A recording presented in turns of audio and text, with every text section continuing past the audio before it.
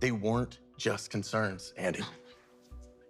My pregnant sister found incriminating evidence on that could get him locked up. And she told you, my woman, and you didn't tell me. We have been over this. Penelope did not want me to tell you. I don't care what Penelope wanted.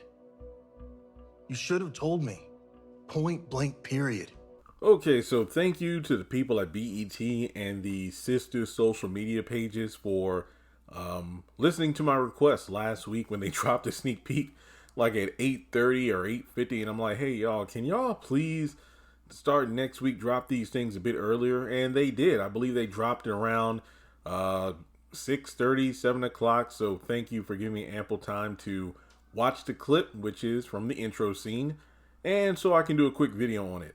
But side note, are y'all consistently uploading 4 to 6 pictures from the episode? Because if you are, I didn't see anything for this week. So if they upload pictures at the last minute, I might not be able to do content on it before the episode airs in about an hour. So simply put, the clip was about 3 minutes long. It's simply Andi having a conversation with Ethan, getting to know him a little bit better. Then Jordan comes in.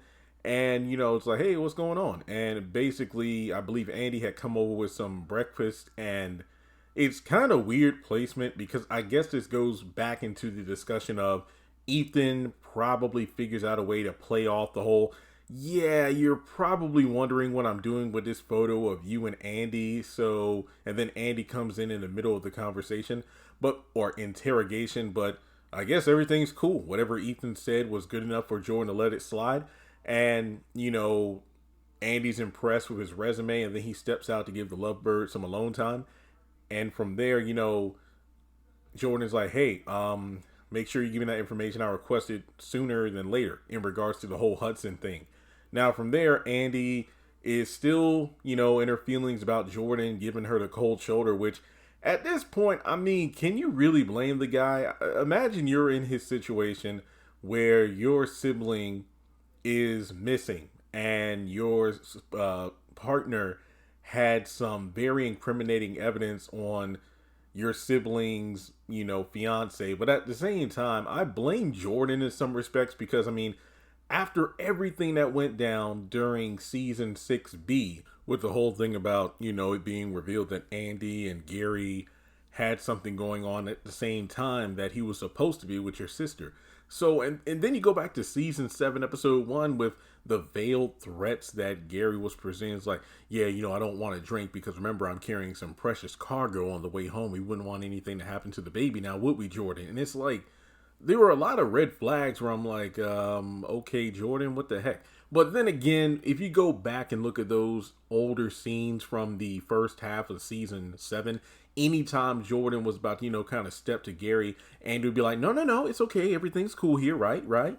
And all that under the guise of me and Penelope are doing some undercover stuff. So yeah, Jordan still has every right to be mad. Now, the question is, how long is he going to stay mad? And obviously only when he finds out where his sister is. But I honestly imagine he finds out my sister is dead and my niece or nephew is dead.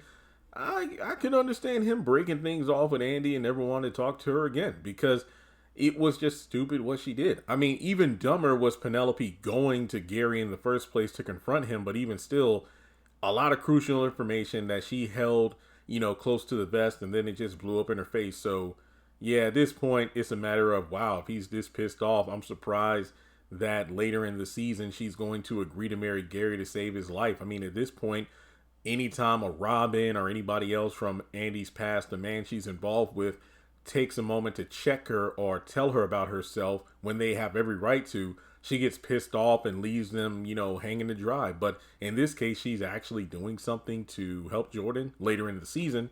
That's pretty interesting.